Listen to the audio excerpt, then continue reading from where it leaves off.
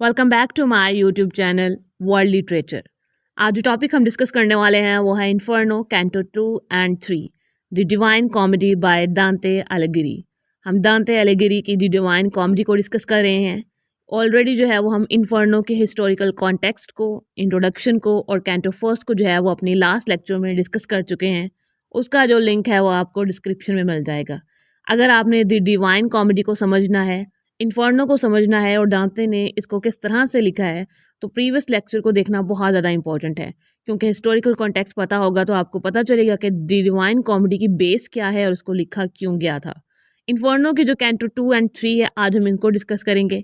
पहले जो है वो हम कैंटो फर्स्ट का थोड़ा सा ओवरव्यू ले लेते हैं कि उसके अंदर जो है वो दांते ने क्या कहा था। कैंटो जो फर्स्ट है उसकी कुछ ऐसी लाइन्स थी: midway on our life journey I found my self in dark woods. इसके अंदर जो है वो दांते ने हमें जो है वो अपनी जर्नी को दिखाया है। इवन कि इन्होंने यहाँ पे जो है वो ह्यूमैनिटी को रिप्रेजेंट किया है अपने थ्रू। इन्होंने जो है वो जर्नी दिखाई है कि जो हमारी अर्थ है, जो एक सिंफुल लाइफ है हमारी अर्थ पे होती है, यहाँ से जो है वो हम राइट रोड का जो सफ़र है वो किस तरह से पास करते हैं। यहाँ पे जो है ये हम जो ट्रैवल हमने करना है sinful life to right road, means कि हमने जो है वो एक सिंफुल लाइफ से जो है वो एक वर्चुअस लाइफ की तरफ कैसे जाना है, गॉड की तरफ कैसे जाना है, हमने जो है वो बैड टू गुड की तरफ किस तरह से जाना है। इस जर्नी को इन्होंने यहाँ पे अपने स्टार्ट की जो कुछ लाइंस है उनमें बताया है कि जो है ना वो मैं डार्क जो लाइफ था उसमें था, जो मैं एक डार्क फॉरेस्ट में था उसमें था, और जो अब जो मेरी जर्नी है वो एक लाइट की तरफ स्टार्ट हो गई है। यहाँ पे जो था, हमने फर्स्ट कैंटो में देखा था कि अब इनकी जो वर्जल के साथ जो जर्नी है वो स्टार्ट हो जाती है। अब इनका जो सफ़र है वो हेल में शुरू होना था। अब जो कैंटो 2 है उसको हम स्टार्ट करते हैं। कैंटो 2 जो है वो कुछ इस तरह से स्टार्ट होता है। दांते एंड वर्जल, जो कि हम ऑलरेडी डिस्कस कर चुके हैं कि वर्जल जो कि रोमन पोइट हैं, इन्होंने यहाँ पे दांते को ज्वाइन किया है और दांते को जो है वो इनकी जर्नी जो कि एक सिनफुल लाइफ टू जो है वो गॉड की तरफ, मीन्स के पैराडाइज की तरफ लेके इनको जाएगी। अब यहाँ पे हेवन की तरफ जो है वो इनको लेके जाएगी। इसमें ये इनको गाइड कर रहे हैं दांते को। अब जो है ये हेल के माउथ पे पहुँच चुके हैं। अब जो है वो सेकेंड कैंटो में वहाँ जब पहुँचते हैं तो इनकी जो जर्नी है अब यहाँ से स्टार्ट होती है हेल की।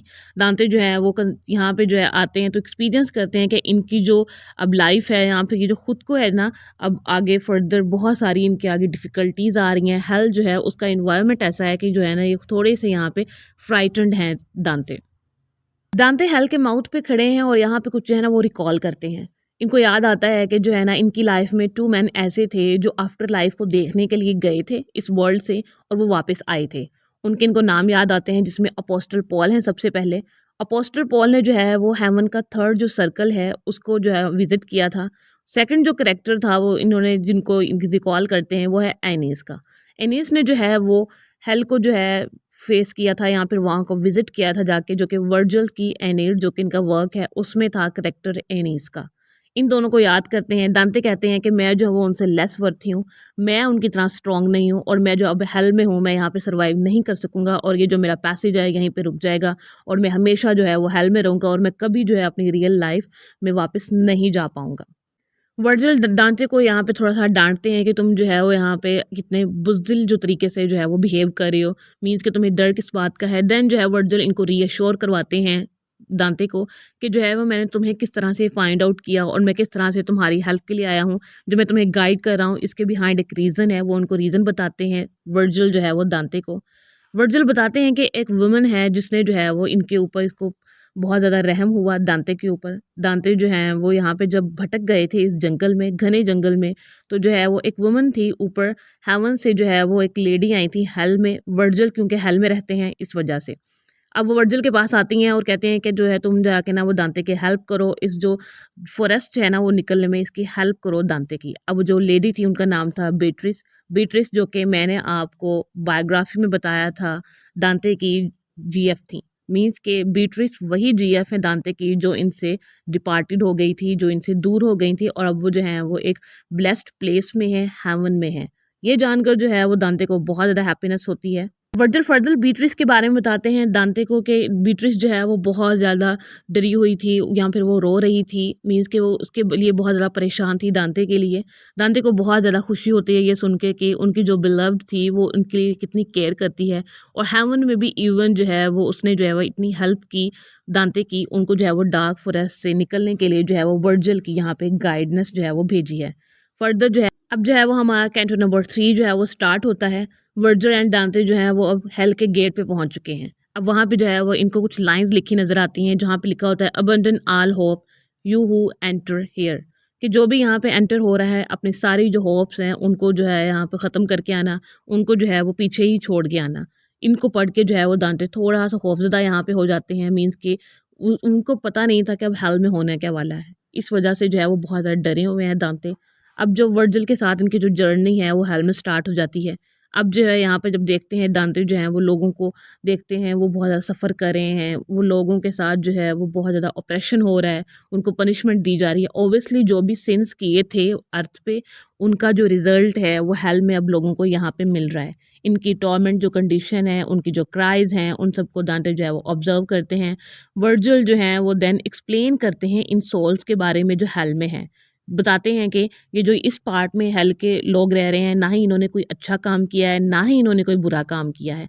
इन्होंने अपनी लाइफ में कोई भी कॉन्शियस मॉरल चॉइस नहीं की थी, मीन्स कि ना ही इन्होंने कोई अच्छाई वाला काम किया बाय विश, ना ही इन्होंने कोई बुराई वाला काम किया बाय विश। इन्होंने हेवन और हेल अब जो दोनों हैं इन इसके अंदर इनकी एंट्री बंद हो चुकी है, क्योंकि इन्होंने अपनी लाइफ में ना ही तो कोई बुरा काम किया है, ना ही कोई अच्छा काम किया है, और इस पार्ट में जो लोग रह रहे हैं ये न्यूट्रल लोग हैं। मीन्स के इन्होंने ना ही गुड को सपोर्ट किया, ना ही इविल को सपोर्ट किया। इस वजह से हेवन ने भी इन लोगों को एक्सेप्ट नहीं किया है, ना ही हेल ने इन लोगों को एक्सेप्ट किया है। वर्जिल जो है ये दांते को एक्सप्लेन करते हैं। फर्दर वर्जिल डिस्क्राइब करते हैं कि ये जो सोल्स हैं ये एंटी इन्फर्नो में रह रही हैं। ये जो हेल के साथ ही एक छोटा सा पार्ट है, लेकिन हेल का पार्ट नहीं है, क्योंकि ये न्यूट्रल सोल्स हैं।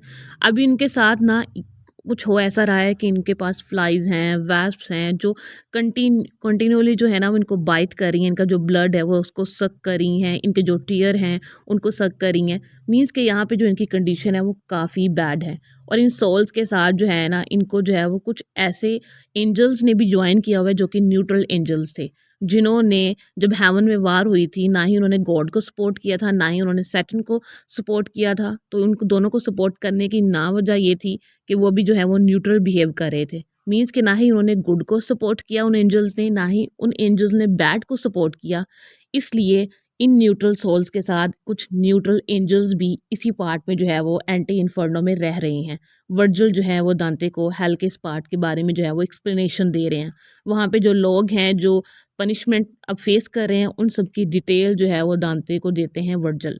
वहाँ से दांते को निकालने के बाद एंटी इन्फर्नो से अब जो है वो इनको एक रिवर पे लेके जाते हैं जिसको एक्रोन रिवर कहा जाता है, जो कि हेल के बॉर्डर पे है। अब यहाँ पे जो है ना वहाँ पे डेड सोल्स बहुत ज़्यादा होती हैं, उस क्योंकि रिवर है और उसके अक्रॉस जो है ना वो सारी डेड सोल्स पड़ी होती हैं। अब वहाँ पे एक बोटमैन आता है जो कि है कैरन। अब ये जो है यहाँ पे आता है तो वर्जिल एंड दांते से इसकी कन्वर्सेशन होती है। वो दांते को रिकग्नाइज करते हैं कि ये तो एक लिविंग ह्यूमन बीइंग है। जो कैरन है वो इसको कहता है दांते को कि तुम जो है ना वो डेड सोल से दूर रहो। अब जो वर्जिल है वो इस कैरन से कहता है कि हमारा जो पर्पस है वो बहुत बड़ा है, हम जो है ना वो बहुत अच्छा काम करने के लिए जा रहे हैं, मीन्स कि हम गॉड से मिलने के लिए जा रहे हैं। तो तुम जो है ना वो हमारे साथ ज़्यादा आर्गूमेंट्स ना करो। उस मैन से वो अपना काम दोबारा से स्टार्ट कर देता है, मीन्स के वो जो डेड सोल्स हैं उनको कर्स करना, वहाँ पे जो उसका जो पर्पस है मिजरेबल सोल जितनी भी वहाँ पे पड़ी हुई हैं। उसके बाद जो ये ओल्ड मैन है कैरन जो है इनको यहाँ पे हेल्प करता है और इनको जो है ना वो रिवर के दूसरी साइड पे छोड़ देता है वर्जिल एंड जो दांते हैं। अब जब ये जा रहे होते हैं रिवर में से तो वहाँ पे जो है ना वो अर्थक्वेक आता है। अब उस अर्थक्वेक की वजह से इनका जो प्लेन होता है ना वो शेक करना स्टार्ट हो जाता है, और उसके वजह से जो ग्राउंड है वो भी थोड़ा सा ऊपर हो जाता है, मीन्स कि वहाँ से फायर निकलती है, जिसकी वजह से जो दांते हैं वो बहुत ज़्यादा टेरिफाइड हो जाते हैं और वहाँ पे जो है वो बेहोश हो जाते हैं। उसके बाद जो है अब नेक्स्ट कैंटो में जो है वो हम अपने रिवर के जो दूसरी साइड पे है वहाँ पे मिलेंगे। यहाँ तक हमारा जो थर्ड कैंटो था वो ख़त्म होता है। आई होप कि आपको जो सेकंड कैंटो है और जो थर्ड कैंटो है ये दोनों समझ आए होंगे। इनकी जर्नी इतनी इंटरेस्टिंग है कि एक कैंटो को रीड करने के बाद आपको लगता है कि दूसरा कैंटो भी अब रीड कर लेना चाहिए, क्योंकि दांते ने इतनी क्यूरोसिटी रखी है इसके अंदर, इतना इंटरेस्टिंग इसको स्टाइल दिया है, मीन्स कि राइटिंग स्टाइल इसका बहुत इंटरेस्टिंग है कि एक कैंटो को पढ़ने के बाद लगता है कि अब जो सेकंड कैंटो है उसमें क्या हुआ होगा, अब ये हल्के किस पार्ट में होंगे। बहुत ही इंटरेस्टिंग जो इसको वे में जो है वो लिखा गया है। वीडियो को लाइक और शेयर और चैनल को ज़रूर सब्सक्राइब कीजिएगा। नेक्स्ट कैंटो में मिलते हैं अपनी नेक्स्ट वीडियो में।